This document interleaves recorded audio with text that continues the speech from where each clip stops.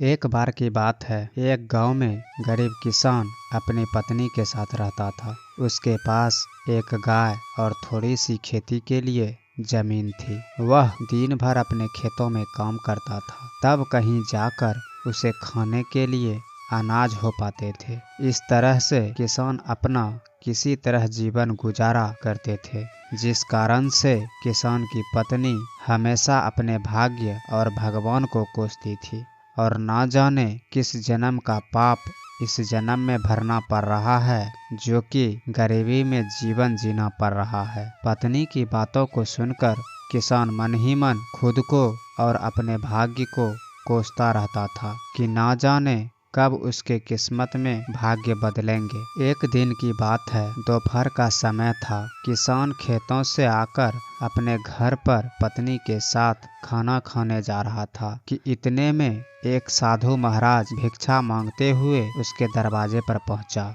और भिक्षा मांगने लगा। तो इतने में किसान घर के बाहर आया और बोला, साधु महाराज, हम सभी पहले से इतने गरीब हैं कि और किसी तरह अपना जीवन गुजार रहे हैं और ऐसे में हम आपको कहां से दान दें। हमारा साथ तो ऊपर वाला भी छोड़ चुका है। गरीब किसान की बात सुनकर साधु महाराज उसके स्थिति को समझ चुके थे और बोले, क्या तुम सच में अपने को गरीब मानते हो? ईश्वर पर तुम्हारा विश्वास उठ गया है? तो साधु की बातों को सुनकर किसान बोला, हाँ महाराज, हमारे साथ कुछ ऐसा ही है। अब आप ही चाहो तो आपके आशीर्वाद से शायद हमारी किस्मत बदल जाए। तो किसान की यह बात सुनकर साधु महाराज ने कहा, ठीक है, जैसा हम कहते हैं वैसा ही करते जाओगे। तो गरीब किसान बोला, क्या करना होगा हमें जिससे हमारे अच्छे दिन आ जाए और हमारी गरीबी दूर हो जाए?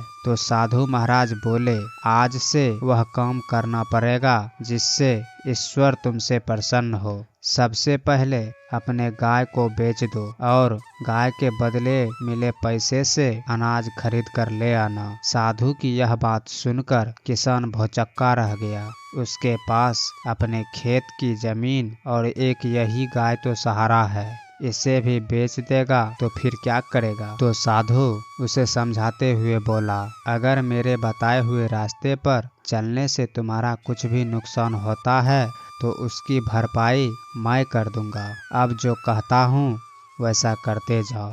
तो किसान फिर आधे अधूरे मन से डरते डरते अपने गाय को बेच आया और उससे मिले पैसे से खाने पीने का राशन ले आया और फिर साधु के कहने पर किसान और उसकी पत्नी ने मिलकर भोजन तैयार किए, जिसके बाद वे राहगीर चलते हुए लोगों को बुलाने लगे और भगवान के प्रसाद के रूप में भोजन करने का आग्रह करने लगे।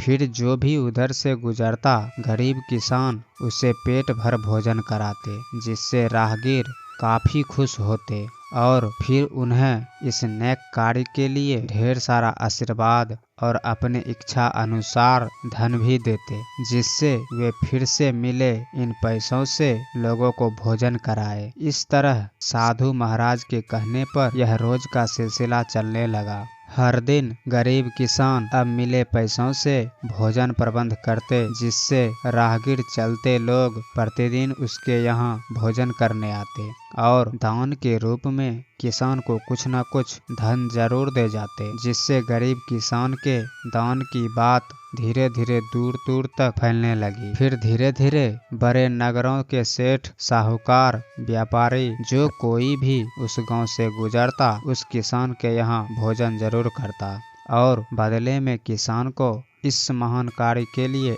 ढेर सारे धन भी देते जाते, जिससे धीरे धीरे गरीब किसान मिले पैसों से अमीर होने लगा और अब एक गाय के बदले कई ढेर सारे गाय खरीद लाए और अपने भोजन कार्य को भी बढ़ाने लगे। अब किसान मन ही मन खुश होने लगा था।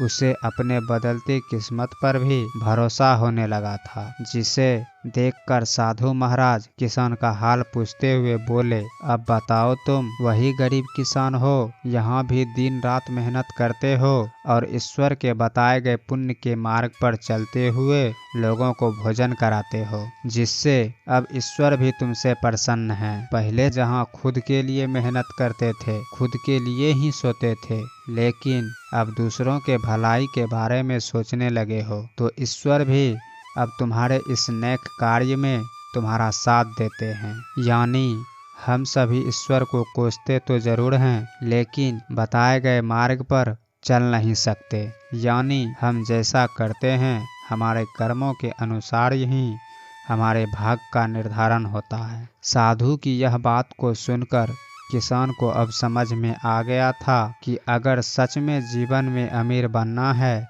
तो सबसे पहले हमें अपनी सोच बदलनी होगी